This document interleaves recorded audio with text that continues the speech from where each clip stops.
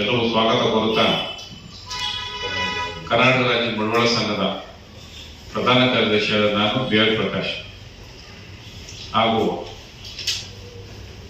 ನನ್ನ ಬಲಭಾಗದಲ್ಲಿ ಕೂತಿರೋರು ಸಿದ್ದರಾಮಯ್ಯ ಅಂತ, ಮೈಸೂರು ಕಾರ್ಯಾಧ್ಯಕ್ಷರು ವಿಭಾಗೀಯ, ನಮ್ಮ ಇವರು ನಿರ್ದೇಶಕರು ಶಿವಕುಮಾರ್ ಅಂತ. ಇವತ್ತಿನ ಈ ಒಂದು ಉದ್ದೇಶ, ಈ ಪ್ರೆಸ್ ಮೀಟ್ ಉದ್ದೇಶ, ಕರ್ನಾಟಕ ರಾಜ್ಯದಲ್ಲಿ ಏನು ನಮ್ಮ ವಿದ್ಯಾರ್ಥಿಗಳಿದ್ದಾರೋ, ಸಮಾಜದ ವಿದ್ಯಾರ್ಥಿಗಳಿದ್ದಾರೋ ಅವ್ರಿಗೋಸ್ಕರ. ಏಕೆಂದ್ರೆ ನಾವು ಅತಿ ಹಿಂದುಳಿದಂತ ಸಮಾಜ. ಈ ಉದ್ದೇಶದಿಂದ ನಾವು ಶೈಕ್ಷಣಿಕವಾಗಿ, ರಾಜಕೀಯವಾಗಿ, ಆರ್ಥಿಕವಾಗಿ ಬಹಳ ಹಿಂದುಳಿದಿದ್ದೇವೆ. ನಮ್ಮ ಮಕ್ಕಳು ಯಾಕೆಂದ್ರೆ SSLC PUC ಎರಡರಲ್ಲಿ ಒಳ್ಳೆ ಮಾರ್ಕ್ಸ್ ತಗೊಂಡು 70% ಮತ್ತೆ 90% ಅತಿ ಹೆಚ್ಚು ಅಂಕ ಪಡೆದು ಉತ್ತೀರ್ಣರಾಗಿರುವಂತಹ ಮಕ್ಕಳನ್ನ ಕರೆದು, ಪ್ರತಿಭಾವಂತ ಮಕ್ಕಳನ್ನ ಕರೆದು ಪ್ರೋತ್ಸಾಹ ಮಾಡುವಂತ ಕಾರ್ಯಕ್ರಮನ ನಮ್ಮ ಕರ್ನಾಟಕ ರಾಜ್ಯ ಬಂಡವಾಳ ಸಂಘ ಪ್ರತಿ ವರ್ಷ ಮಾಡ್ಕೊಂಡು ಬರ್ತಿದೆ. ಈ ಸಾಲಿನ ಸಹ ಮಾಡ್ತಾ ಇದ್ದೇವೆ. ಬೆಂಗಳೂರಿನಲ್ಲೇ ಕಾರ್ಯಕ್ರಮ ಆಯೋಜಿಸುತ್ತೇವೆ. ಈ ಒಂದು ಕಾರ್ಯಕ್ರಮನ ರಾಜ್ಯಾದ್ಯಂತ, ಏಕೆಂದ್ರೆ ನೀವಿಲ್ಲ ಅಂದ್ರೆ ಈ ಒಂದು ಕಾರ್ಯಕ್ರಮ ಯಶಸ್ವಿ ಆಗೋಕೆ ಸಾಧ್ಯನೇ ಇಲ್ಲ. ಈ ನಿಮ್ಗಳಿಂದ ಪ್ರತಿ ಜಿಲ್ಲೆ, ತಾಲೂಕು ಎಲ್ಲಾ ಕಡೆ ಪ್ರಸಾರ ಮಾಡಿ ಈ ಒಂದು ಕಾರ್ಯಕ್ರಮ ಯಶಸ್ವಿ ಮಾಡಬೇಕು ಅಂತ ಈ ಮೂಲಕ ನಮ್ಮಲ್ಲಿ ಕೇಳ್ಕೊಳ್ತಾ ಇದ್ದೀನಿ.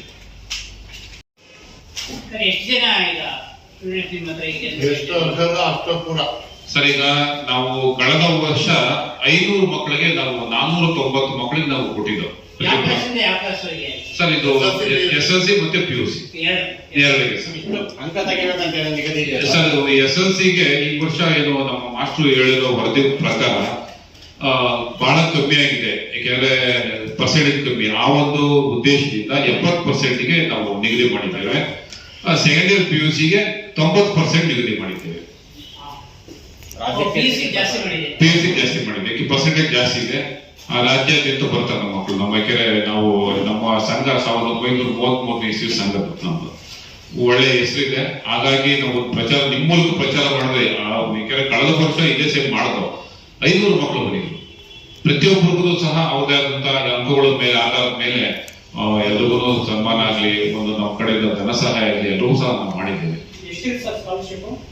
ಡಿಪೆಂಡ್ಸ್. ಯಾಕೆಂದ್ರೆ ಕೆಲವು ಮಕ್ಕಳು 10,000 ಕೊಟ್ಟಿದ್ದೀವಿ, ಕೆಲವು ದತ್ತು ತಗೊಂಡಿದ್ದೀವಿ. ಒಂದು 20 ಮಕ್ಕಳು ದತ್ತು ತಗೊಂಡು ಅವ್ರಿಗೆ ಫೀಸ್ ಕೊಡೋದಾಗ್ಲಿ, ಅವ್ರಿಗೆ ಸೌಕರ್ಯ ಕೊಡೋದಾಗ್ಲಿ ಎಲ್ಲ ಮಾಡ್ತಾರೆ.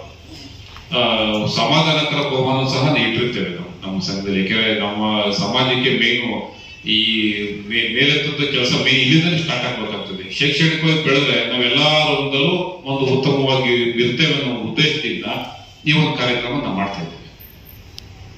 ಈ ಒಂದು ಸಂದರ್ಭದಲ್ಲಿ ನಮ್ಮ ಸಿದ್ದರಾಮಯ್ಯ ಒಂದೆರಡು ಮಾತಾಡ್ತಾರೆ.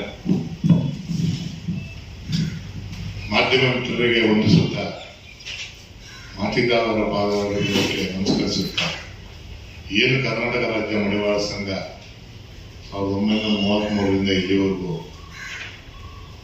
ಅಂದ್ರೆ ಎಲ್ಲ ನಮ್ಮ ಹಿಂದುಳಿದ ವಲಯಗಳಿಂದ ಮುಂಚೆ ಆಗಿದ್ದು ನಮ್ಮ ಸಂಘ ಏನೋ ಆಯ್ತು. ಶೈಕ್ಷಣಿಕವಾಗಿ, ಆರ್ಥಿಕವಾಗಿ ಮುಂದೆ ಬರೋಕ್ಕೆ ಬಹಳಷ್ಟು ತೊಂದರೆಗಳು ನೀವೇ ನೋಡಿದ್ದೀರಾ, ನಿಮ್ಗೆಲ್ಲ ಗೊತ್ತಿದೆ. ಬೆಂಗಳೂರಿನಲ್ಲೇನೋ ನಾವು ಅಕ್ಕಪಕ್ಕ ಇರೋದು ಸ್ವಲ್ಪ ಚೆನ್ನಾಗಿರ್ಬೋದು. ಅದೇ ಬೀದರ್, ಗುಲ್ಬರ್ಗ, ರಾಯಚೂರು, ಈ ಕಡೆ ಉತ್ತರ ಕರ್ನಾಟಕ ಈ ಕಡೆ ಹೋದಾಗ ಇವತ್ತೊಂದು ಊಟಕ್ಕೂ ಸಹ ತೊಂದರೆ ಪಟ್ಟು ಹೋದಂತ ಮಕ್ಕಳುಗಳಿದ್ದಾರೆ. ನಾವೇ ಹಾಸ್ಟೆಲ್ ಮಾಡಿದೀವಿ. ಹಾಸ್ಟೆಲ್ ಫ್ರೀ ಊಟ ಕೊಟ್ಟು ಅವ್ರಿಗೆಲ್ಲ ಜಾಗ ಕೊಟ್ಟು ಓದೋದಕ್ಕೆ ಒಂದು 25-30 ಮಕ್ಕಳಿಗೆ ನಾವು ಇದು ಮಾಡ್ತಾ ಇದೀವಿ. ಮತ್ತೆ ವರ್ಷಕ್ಕೊಂದ್ಸರಿ ಪ್ರತಿಭಾ ಪುರಸ್ಕಾರ ಮಾಡಿ ಅವರ ಇದನ್ನ ಏನು ಅವರು ಓದಕ್ಕೆ ಮುಂದೆ ಅವರಿಗೆ ಒಂದು ಯಶಸ್ಸು ಕಾಣಲಿಕ್ಕೆ ನಾವು ಅದನ್ನ ದಾರಿ ಮಾರ್ಗ ತೋರಿಸ್ಬೇಕು ಅಂತ ಹೇಳಿ ನಾವು ಈ ವರ್ಷ ಪ್ರತಿಭಾ ಪುರಸ್ಕಾರವನ್ನು ಹಮ್ಮಿಕೊಂಡಿದ್ದೀವಿ. ಈ ಶೈಕ್ಷಣಿಕ ಒಂದಿದ್ರೆ ನಿಮ್ಗೆ ಗೊತ್ತಿದೆ, ಎಲ್ಲರೂ ವಿದ್ಯಾಭ್ಯಾಸ ಒಂದಿದ್ರೆ ಅವರೆಲ್ಲ ಬದುಕಂತ ಒಬ್ರು ಇನ್ನೊಬ್ರಿಗೆ 10 ಜನಕ್ಕೆ ಉಪಕಾರ ಮಾಡೋಷ್ಟು ಶಕ್ತಿ ಬರುತ್ತೆ ಅವರಿಗೆ. ಅವರೆಲ್ಲ ಒಂದು ಬರ್ಸ್ಕೋತಾರೆ, ಯಾವುದೋ ಒಂದು ಕೆಲಸ ಮಾಡ್ತಾರೆ, ಅವರೊಂದು 10 ಜನ ಮಾಡ್ತಾರೆ. ನಮ್ಮಲ್ಲೂ IAS IPS ಆಗಿದ್ದಾರೆ, ಬಟ್ ಕಮ್ಮಿ.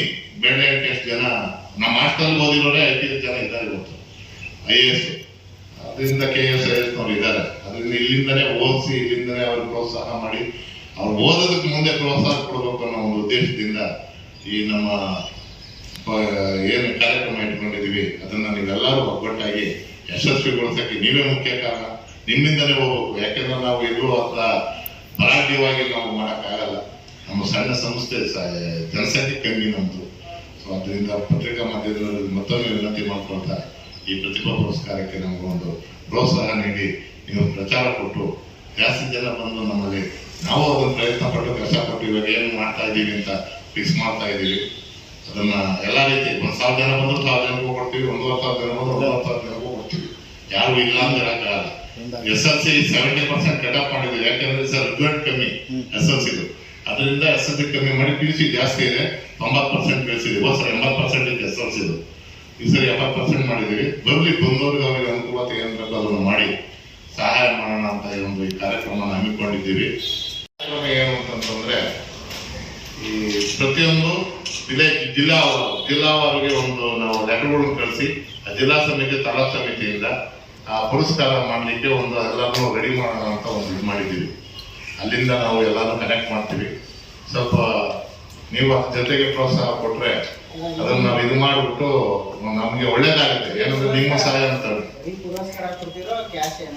ಕ್ಯಾಶ್ ಕೊಡ್ತೀವಿ ಮತ್ತೆ ಇದು ಕೊಡ್ತೀವಿ ಅಂತ ಇದ್ರ ಎಲ್ಲ. ಏನಂದ್ರೆ ಜನಸಂಖ್ಯೆ ಇವಾಗ ನಾವು ಲೆಕ್ಕ ಹಾಕ್ತೀವಿ. ಮೆಂಬರ್ಶಿಪ್ ನಾವು ಎಕ್ಸ್ಪೆಕ್ಟ್ ಮಾಡಿದ್ಕಿಂತ ಜಾಸ್ತಿ ಆಗ್ಬಿಟ್ರೆ ಇದು ಮಾಡ್ತೀವಿ. ಅಧ್ಯಕ್ಷರು ಬಂದಿದ್ದಾರೆ, ಅವರು ಸಹ ಸ್ವಾಗತ ಬಯಸ್ತಾ ಮುಂದಿನ ಕಾರ್ಯಕ್ರಮ ನಡೆಸ್ಕೊಡ್ಬೇಕಾಗುತ್ತೆ ಕೇಳ್ಕೊಳ್ತೀನಿ. ಈ ಸಮಯದಲ್ಲಿ ಮಾತಾಡೋದು ಅವಕಾಶ ಕೊಟ್ಟ ನಿಮಗೂ ಮತ್ತು ಎಲ್ಲರೂ ಹೊಂದಿಸ್ತಾ ನನ್ನ ಮಾತನ್ನು ಮುಗಿಸ್ತಿದ್ದೇನೆ. ಈತಾನೆ ನಮ್ಮ ಕರ್ನಾಟಕ ರಾಜ್ಯ ಮಡಿವಾಳ ಸಂಘದ ರಾಜ್ಯಾಧ್ಯಕ್ಷರಾದ ಸಿ ನಂಜಪ್ಪ ಬಂದಿದ್ದಾರೆ. ಈ ಒಂದು ಕಾರ್ಯಕ್ರಮದ ಬಗ್ಗೆ ಅವರು ಸಹ ಮಾತಾಡಿದ್ದಾರೆ. ಹಾಗೂ ನಮ್ಮ ಸಂಘದ ನಿರ್ದೇಶಕರಾದ ಮಧು ಸಹ ಬಂದಿದ್ದಾರೆ. ಈ ಒಂದು ಕಾರ್ಯಕ್ರಮದಾಗ ಕೆಲವು ವಿಚಾರ ಹಂಚ್ಕೊಂಡಿದ್ದೀವಿ. ಇನ್ನು ಕೆಲವು ವಿಚಾರಗಳನ್ನ ನಮ್ಮ ರಾಜ್ಯಾಧ್ಯಕ್ಷರು ಹೇಳ್ತಾರೆ. ಹಾಗೆ ನಮ್ಮ ನೌಕರ ಸಮಿತಿಯಾದಂತ ಶಿವಕುಮಾರ್ ಸಹ ಅವರು ಸಹ ಹಂಚ್ಕೊಂತಾರೆ. ನಮ್ಮ ರಾಜ್ಯಾಧ್ಯಕ್ಷರು ನಂಜಪ್ಪನವ್ರನ್ನ ಕೊಡಬೇಕು. ಎಲ್ಲ ಪತ್ರಿಕಾ ಮಾಧ್ಯಮ ಸ್ನೇಹಿತರಿಗೆ ವಂದನೆಗಳು.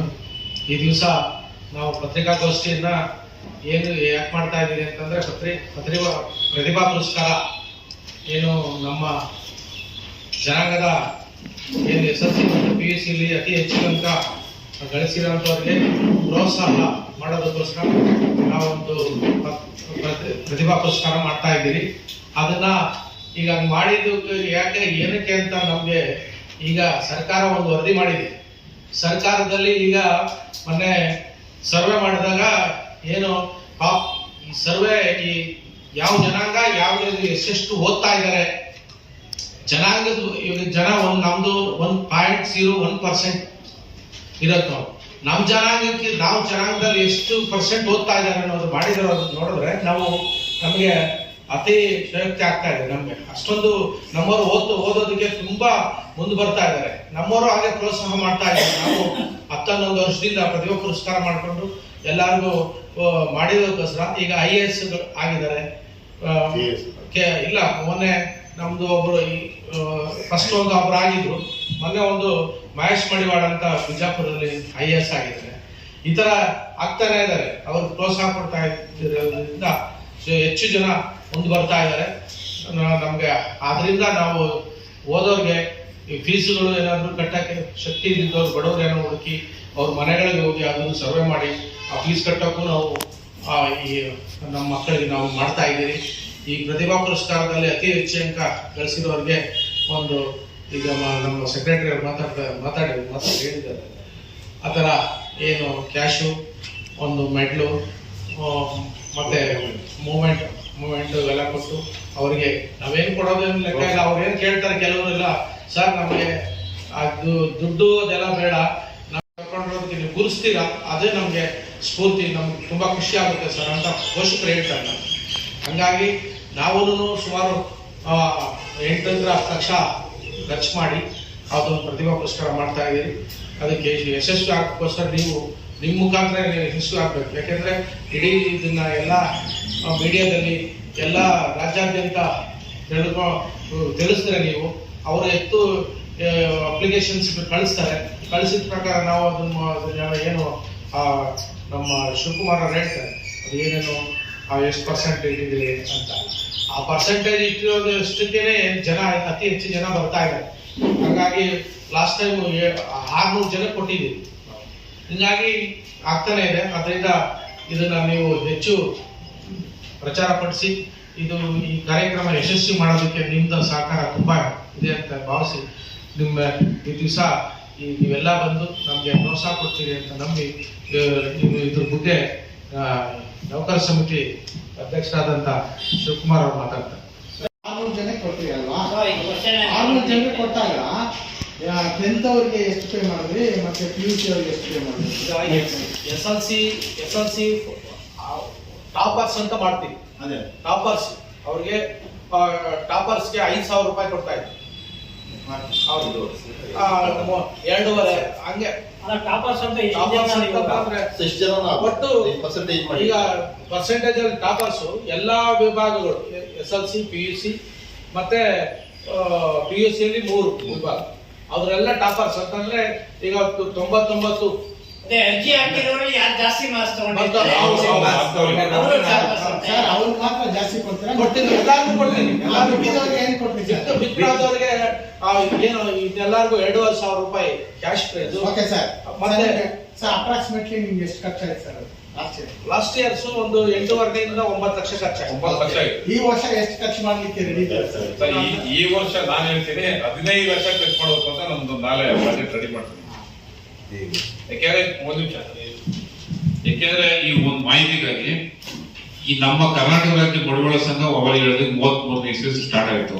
ಇವು ಪ್ರತಿ ಪುರಸ್ಕಾರನ ಸ್ಟಾರ್ಟ್ ಮಾಡಿದ್ರೆ ಸಿದ್ಧಂಜಪ್ಪ ಈಗ ಈ ಒಂದು ಗೌರವ ಏನ್ ನಮ್ಮ ಮಕ್ಕಳಿಗೆ ಗೌರವ ಸಲ್ಲಿಸ್ತಾ ಇದೀವಲ್ಲ ಅದು ಈ ನಮ್ಮ ರಾಜ್ಯ ಸಂಘದ ರಾಜ್ಯಾಧ್ಯಕ್ಷರು ಗೌರವ ಸಲ್ಲಬೇಕಾಗ್ತದೆ. ಯಾಕೆಂದ್ರೆ ಇವರೇ ಪ್ರಾರಂಭ ಮಾಡಿದ್ರು. ಇವರ ನೇತೃತ್ವದಲ್ಲಿ ವಿಜೃಂಭಣೆಯಿಂದ ಬೇಕಾದ್ರೆ ನಾವು ನೋಡಿ ಈ ವರ್ಷ ನಾವೇನ್ ಮಾಡ್ಬೇಕು ಅನ್ಕೊಂಡಿದ್ದೀವಿ. ಆಲ್ರೆಡಿ ಹೆಣ್ಮಕ್ಳಿಗೆ ಫ್ರೀ ಇದೆ, ಗಂಡು ಮಕ್ಳಿಗೆ ಅವ್ರು ಹೋಗೋ ಬರೋ ಚಾರ್ಜ್ ಕೊಡ್ಬೇಕು ಅಂತ ನಾವು ಡಿಸೈಡ್ ಮಾಡ್ಕೊಂಡಿದ್ದೀವಿ. ಉತ್ತರ ಕರ್ನಾಟಕ ಬಹಳ ದೂರಿಂದ ಬರ್ತಾರೆ, ಬಡ ಮಕ್ಳಿಗೆ ನಮ್ಮ ಬಹಳ ಸಾಕಷ್ಟು. ಸರ್ ಇದು ಈ ಅವಾರ್ಡ್ ಎಲ್ಲ ಖರ್ಚು ನಿಮ್ ಕಡೆ ಮಾಡ್ತಿದ್ರು ಗೌರ್ಮೆಂಟ್ ಏನಾದ್ರು ಸರ್ ಗೌರ್ಮೆಂಟ್ ಗೌರ್ಮೆಂಟ್ ವಿಷಯ ಮಾತಾಡ್ಬೇಡಿ. 50 ಜನ ಮಕ್ಕಳಿದ್ದಾರೆ ನಮ್ಮ ಹಾಸ್ಟೆಲ್ ಫ್ರೀ. 50 ಜನ ಮಕ್ಕಳಿದ್ದಾರೆ ಫ್ರೀ. ನಾವು ಅವ್ರಿಗೆ ಅಲ್ಲಿ ಉಚಿತವಾಗಿ ಅಲ್ಲಿ ಏನೋ ಒಂದು ಅಲ್ಲಿ ಇಟ್ಕೊಂಡು ಓದಕ್ಕೆ ಮೆಸ್ ಬಿಲ್ಲು ಒಬ್ಬರಿಗೆ 3,500 ಬರುತ್ತೆ.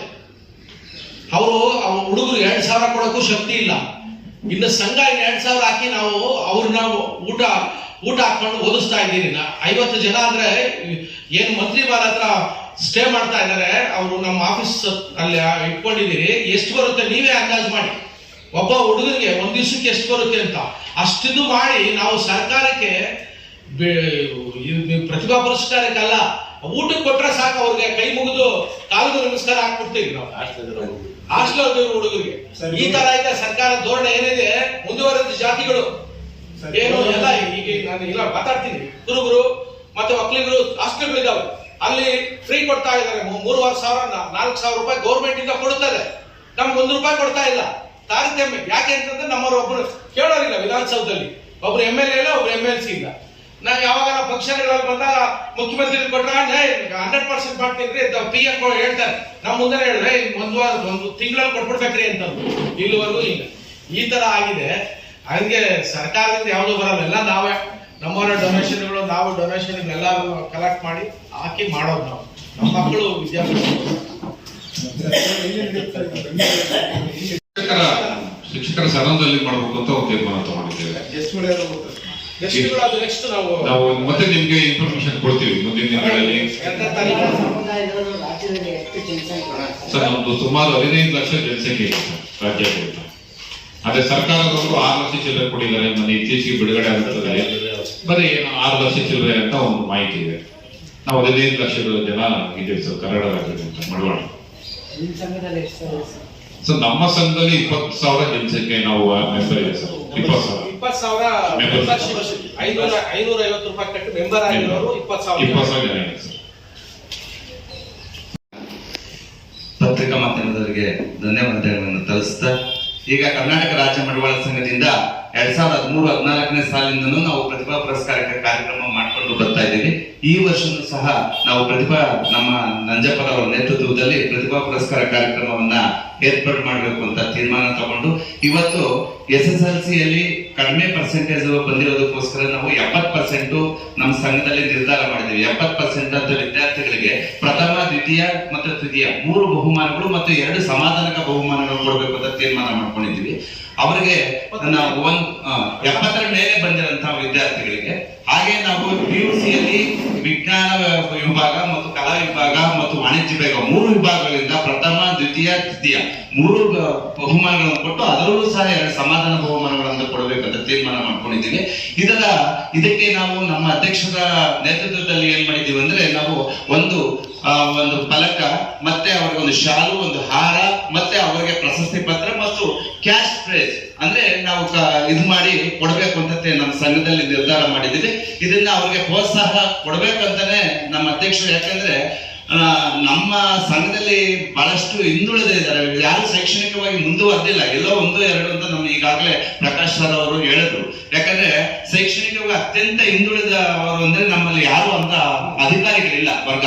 ಅದರಿಂದ ಕೇವಲ ಡಿ ಗ್ರೂಪು, ಸಿ ಗ್ರೂಪು ಅಂತ ಅಷ್ಟು ನೌಕರರು ಆಗ್ತಾ ಇದ್ರೆ ಹೆಚ್ಚೆಚ್ಚು, ಎಲ್ಲೋ 1-2% ಇದ್ದಾರೆ. ಅದರಿಂದ ನಾವು ಅವ್ರನ್ನ ಹುರಿದುಂಬಿಸ್ಬೇಕು ಅಂತ ಅಂದ್ಬಿಟ್ಟು ನಾವು ಪ್ರತಿ ವರ್ಷನೂ ನಾವು ಸಂಘದಿಂದ ಇವತ್ತು ಒಂದು ಪ್ರತಿಭಾ ಪುರಸ್ಕಾರ ಮಾಡಿ ಅವ್ರನ್ನ ಬೆಂತೊಟ್ಟಿದ್ರೆ ಅಟ್ಲೀಸ್ಟ್ ಅವ್ರಿಗೆ ಮುಂದೆ ಹೋಗಕ್ಕಾದ್ರೂ ಒಂದು ಇದಾಗ್ತೈತೆ, ಮುಂದೆ ಅವ್ರ ಶೈಕ್ಷಣಿಕ ಅಭಿವೃದ್ಧಿ ಹೊಂದಬಹುದು ಅಂತ ಅಂದ್ಬಿಟ್ಟು ಆ ಉದ್ದೇಶದಿಂದ ನಮ್ಮ ಮಕ್ಕಳಿಗೆ ಪ್ರತಿಭಾ ಪುರಸ್ಕಾರ ಕಾರ್ಯಕ್ರಮ ಮಾಡಬೇಕು ಅಂತ ಅಂದ್ಬಿಟ್ಟು ತೀರ್ಮಾನ ತಗೊಂಡಿದ್ದಾರೆ. ಹಾಗೆ ನಮ್ಮಲ್ಲಿ ಯಾಕಂದ್ರೆ ಹಣದ ಅಭಾವ ಇದೆ, ಯಾಕಂದ್ರೆ ಪ್ರತಿ ವರ್ಷನೂ ನಮ್ಮ ಸಂಘದಿಂದನೇ ಆಗ್ಬೇಕಾದ್ರೆ ಸಂಘದಲ್ಲಿ ಕ್ರೋಢೀಕೃತ ಅಷ್ಟೊಂದು ಇಲ್ಲ, ನಮ್ಗೆ ಯಾವ ಸೋರ್ಸಸ್ ಇಲ್ಲ, ಗೌರ್ಮೆಂಟ್ ಇಂದ ಆಗ್ಬೋದು, ನಮ್ಮಲ್ಲೂ ಸೋರ್ಸಸ್ ಇಲ್ಲ. ಅದನ್ನ ಪ್ರತಿ ವರ್ಷನೂ ನಾವು ಡೊನೇಷನ್ ಯಾವ್ದಾದ್ರು ಕೊಡುಗೆ ಬೇರೆ ಇಸ್ಕೊಂಡಿರೋದ್ರಿಂದ ಇಸ್ಕೊಂಡು ನಾವು ಮಾಡ್ಬೇಕಂತ ಪರಿಸ್ಥಿತಿ ಇವತ್ತು ಬಂದಿದೆ. ಯಾಕಂದ್ರೆ ನಮ್ಮಲ್ಲಿ ಹಣದ ಕ್ರೋಢೀಕೃತ ಇಲ್ಲ, ಯಾಕಂದ್ರೆ ನಮ್ಗೆ ಯಾವ ಸೋರ್ಸ್ ನಮ್ಮ ಸಂಘಕ್ಕೆ ಇಲ್ಲ. ಆ ಉದ್ದೇಶದಿಂದ ಇವತ್ತು ನಮ್ಮ ತಂಡ ಏನಿದೆ, ನಮ್ಮ ರಾಜ್ಯ ಸಂಘ ಇವತ್ತು ಎಲ್ಲರನ್ನ ಪ್ರತಿ ವರ್ಷನೂ ನಾವು ಕೊಡುಗೆ ತಗೊಂಡು ಮಾಡ್ತಾ ಇದ್ದೀವಿ. ಅದರಿಂದ ನಮ್ಮ ಇಷ್ಟು ನಿಮಗೆಲ್ಲ ಇದನ್ನ ಹೆಚ್ಚಿನಾಗಿ ನೀವು ಪ್ರಚಾರ ಮಾಡಿದ್ರೆ ಅತ್ಯಂತ ಕಟ್ಟ ಕಡೆಯ ಒಬ್ಬ ಮಡಿವಾಳಿ ಅಂದ್ರೆ ಚಿಕ್ಕ ಹಳ್ಳಿಗೂ ಸಹ ಇದು ತಲುಪೋದಕ್ಕೆ ನೀವು ಮಾಧ್ಯಮದವರು ಬಹಳ ಮುಖ್ಯ. ಯಾಕಂದ್ರೆ ಇವತ್ತು ಎಲ್ಲ ಒಂದ್ ಕಡೆ ಉತ್ತರ ಕರ್ನಾಟಕ ಭಾಗದಲ್ಲಿ ಕೊಪ್ಪಳ ಆಗ್ಬೋದು, ರಾಯಚೂರು ಆಗ್ಬೋದು ಅಂತ ಭಾಗಕ್ಕೆ ಹೋಗ್ಬೇಕು ಅಂದ್ರೆ ವಿಷಯನ ನಿಮ್ಮಂತ ಮಾಧ್ಯಮಗಳಿಂದ ಹೋದಾಗ ಮಾತ್ರ ಆ ಮಕ್ಕಳಿಗೆ ಸೌಲಭ್ಯನ ಸಿಗ್ತದೆ. ನಾವು ಎಷ್ಟೋ ಪ್ರಚಾರ ಈಗ ತಾಲೂಕು, ಜಿಲ್ಲಾ ಮತ್ತು ಎಲ್ಲಾ ಕೇಂದ್ರಗಳಲ್ಲಿ ನಾವು ಈಗ ಈ ಪತ್ರಿಕಾ ಮಾಧ್ಯಮ ಮಾಡಿ ಪ್ರಚಾರ ಮಾಡಿ ಅಂತ ಹೇಳ್ತಾ ಇದ್ದೀವಿ. ಆದ್ರೆ ನಮ್ಗೆ ಬಹಳ ಮುಖ್ಯ, ಈ ಮಾಧ್ಯಮದವರು ನಮ್ಗೆ ಹೆಚ್ಚಿನಾಗಿ ಪ್ರಚಾರ ಮಾಡಿದಾಗ ಅಟ್ಲೀಸ್ಟ್ ನಮ್ಗೆ ಮಕ್ಕಳಿಗೆ ಇದು ಸದುಪಯೋಗ ಪಡಿಬಹುದು. ಆ ಉದ್ದೇಶದಿಂದ ನಮ್ಮ ಸಂಘ ಇದು ಸೌಲಭ್ಯ ಕೊಡಕ್ ತಯಾರಿದ್ದೀವಿ. ಅದಕ್ಕೋಸ್ಕರ ಅದನ್ನು ಎಲ್ಲ ಸೇರಿ ಇದು ಹೆಚ್ಚಿನಾಗಿ ನಮ್ಗೆ ಮಾಧ್ಯಮಗಳ ಮುಖಾಂತರ ತಿಳಿಸಿದಾಗ ಮಕ್ಕಳಿಗೆ ಗೊತ್ತಾಗಿ ಈ ಒಂದು ನಮ್ಮ ಕರ್ನಾಟಕ ರಾಜ್ಯ ಮಡಿವಾಳ ಸಂಘಕ್ಕೆ ಒಂದು ಒಳ್ಳೆಯ ಮಕ್ಕಳಿಗೆ ಪ್ರೋತ್ಸಾಹ ಕೊಟ್ಟಂಗ ಆಗ್ತೈತೆ ಅಂತ ಹೇಳಿ ನನ್ನ 2 ಮಾತನ್ನು ಮುಗಿಸ್ತಿದ್ದೀನಿ. ಏನು ಪ್ರಕಾಶ್ ಅವರು, ಕಾರ್ಯಾಧ್ಯಕ್ಷರು ಸಿದ್ದಗಂಗೆಯವರು, ಮತ್ತೆ ನೌಕರ ಸಮಿತಿ ಅಧ್ಯಕ್ಷರು ಶಿವಕುಮಾರ್ ಅವರು, ಮತ್ತೆ ಖಜಾಂಚಿ ಮಂಜುನಾಥ್ ಅವರು, ಮತ್ತೆ ಸಂಘಟನಾ ಕಾರ್ಯದರ್ಶಿ ಮಧು ಇಷ್ಟು ಜನ ಭಾಗವಹಿಸಿ ಈ ಪತ್ರಿಕಾಗೋಷ್ಠಿ ನಡೆಸಿಕೊಟ್ಟಿರೋದಕ್ಕೆ ಎಲ್ಲರಿಗೂ ನೀವೆಲ್ಲ ಬಂದು ಯಶಸ್ವಿ ಮಾಡಿದ್ದಕ್ಕೆ ತುಂಬಾ ಧನ್ಯವಾದಗಳನ್ನ ಅರ್ಪಿಸಿ ಈ ಪತ್ರಿಕಾಗೋಷ್ಠಿಯನ್ನು ಮುಗಿಸ್ತಾ ಇದ್ದೀವಿ. ತಡವಾಗಿ